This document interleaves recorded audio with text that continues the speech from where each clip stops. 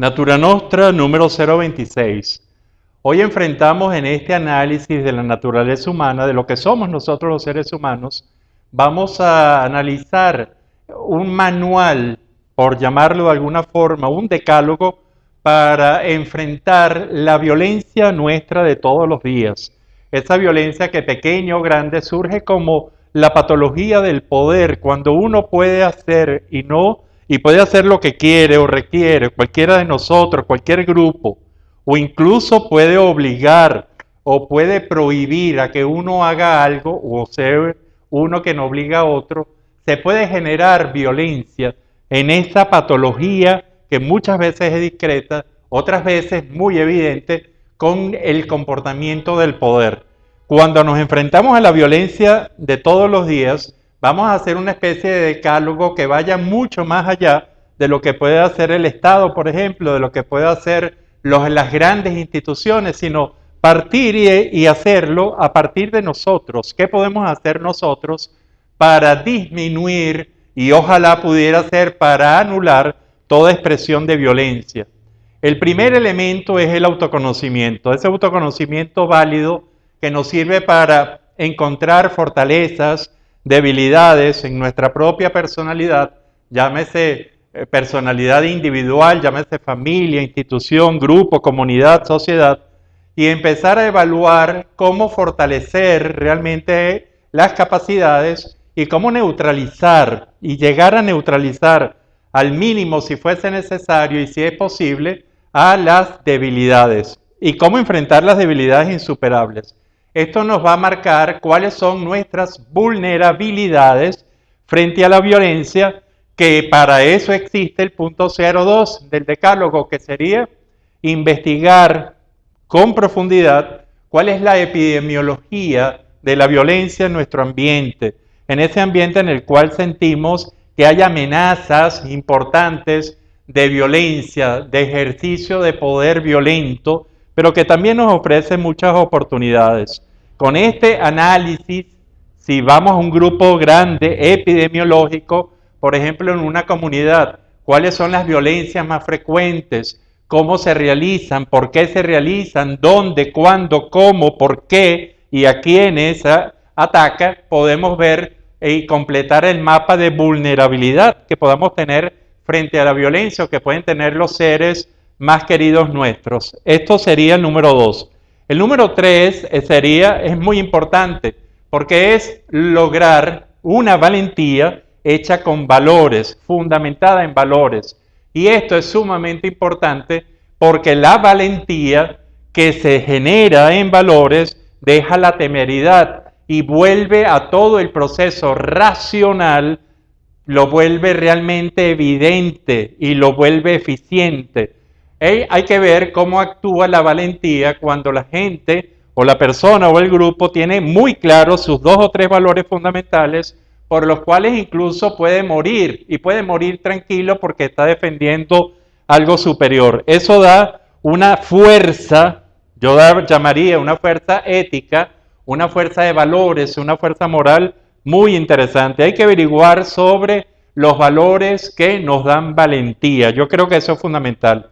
Así como el número 4 sería ya en otro nivel que mezcla lo racional con lo emocional y estaría lo psicológico. Y aquí sería el entrenamiento psicológico en muchas actividades. Esto sería para un análisis de cada uno de ellos, pero propongo, por ejemplo, el autocontrol, el análisis del autocontrol que tiene la personalidad susceptible a sufrir una violencia. Es decir, a la capacidad que tiene para manejar, para crear realidades que probablemente no son las que se quieren en un momento determinado y en donde entra la simulación, la disimulación, la exageración, la minimización, inclusive la transformación de cuadros emocionales. Es decir, cómo podemos nosotros autocontrolarnos en una reacción de violencia para evitar que la violencia se propague o se profundice. Podría ser también muy bien, podría ser la perspicacia, esa capacidad para leer realmente a las otras personas y saber qué está pasando dentro de ellas. Esto es un entrenamiento psicológico que ponemos como el nivel 4 o la regla número 4. El quinto sería el manejo situacional. ¿Qué es manejo situacional?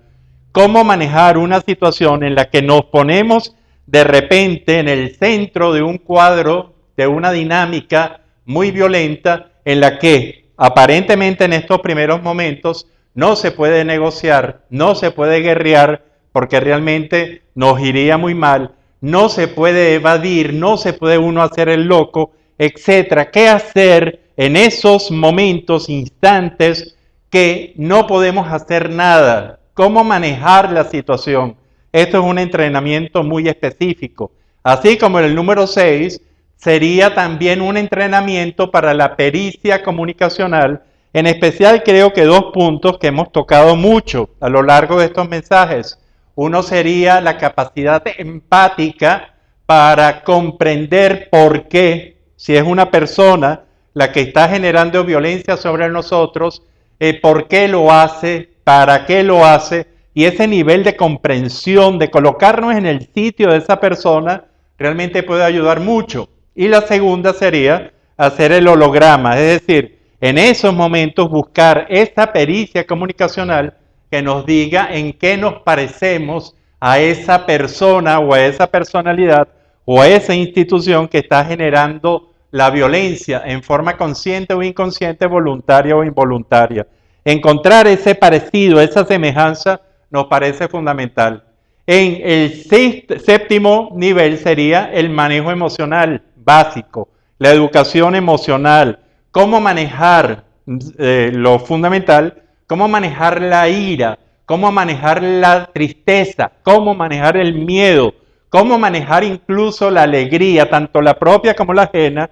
En el caso de la alegría, fundamentalmente es la ajena, cuando vemos a una persona generando violencia y estando sintiendo satisfacción con eso. ¿Cómo podemos manejar esas emociones? ¿Qué emoción nos genera eso? Y esto realmente se puede educar, se puede informar, se puede instruir, se puede realmente manejar en forma adecuada la educación emocional para manejo de esta violencia que estamos hablando y dando estas 10 reglas, este decálogo para la forma en cómo nosotros podemos actuar.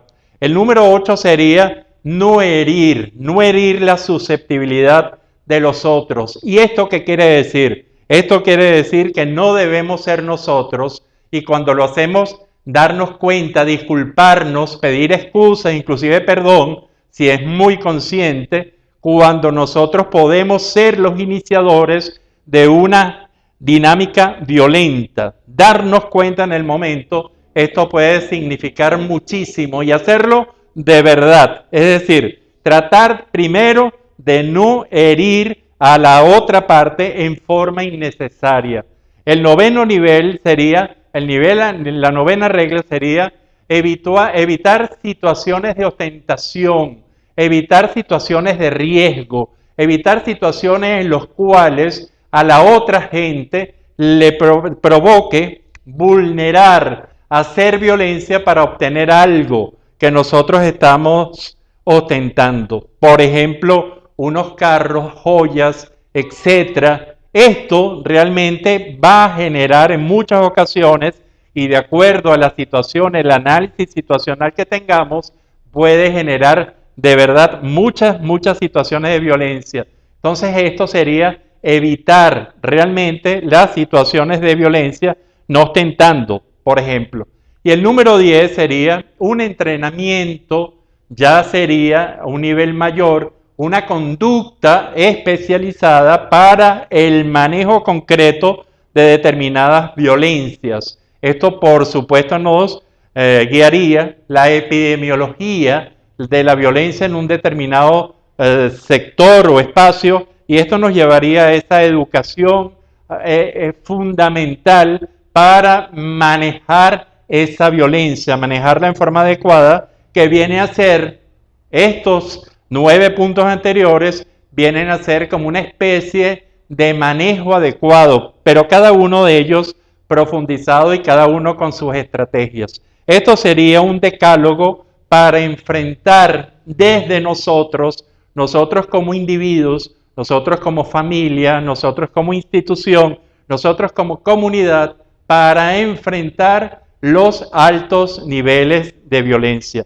Este es el Natura Nostra número 026 y como ven, cada uno de estos puntos podemos profundizarlos de una manera muy concreta, cada uno de ellos. A esto podría ser tema para muchos Natura Nostra, pero por los momentos le pedimos que repase estos 10 niveles, estas 10 reglas para el manejo de la violencia, para que usted, teniéndolo en papel, usted pueda reflexionar sobre cuáles está cumpliendo y cuáles no, sobre cuáles son sus vulnerabilidades, cuáles son sus fortalezas, cuáles son las características de la violencia en el medio en que se desarrolla usted como individuo, como familia, como empresa, como institución, como colectivo, como sociedad.